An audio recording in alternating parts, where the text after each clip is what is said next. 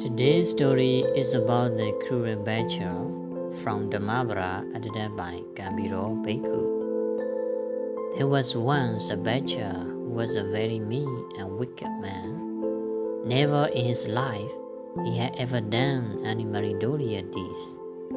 His job was slaughtering pigs, and he loved it, often torturing them mercilessly before putting them to death. One day he got very sick and finally died. But before he died, he suffered such agony that he crawled around on his hands and knees for days, squealing and grunting like a pig being slaughtered. It so happened that the badger's home was within ear's reach of the monastery where the Buddha and his monk were staying.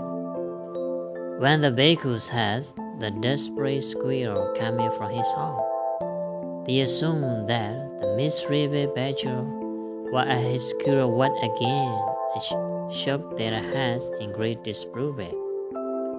And squeal and grunt went on for several days until one day they stopped just as suddenly as they had begun. The monks could not help but remark to each other how wicked and hard-headed the badger was for having caused his poor animals so much pain and suffering. The Buddha overheard what they were saying and said, "Bhikkhus, the badger was not slaughtering his pigs. He was very ill and in such great pain that he was acting like the pigs he used to enjoy inflicting pain upon. His bad karma had finally caught up with him.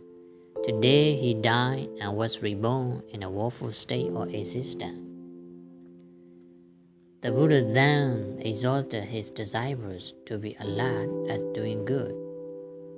For anyone who did evil deeds would have to suffer for them. There was no way to escape from one's evil deeds.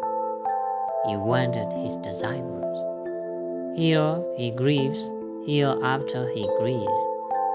The evil-doer grieves in both existences. He grieves and he suffers anguish while he remembers his impure deeds.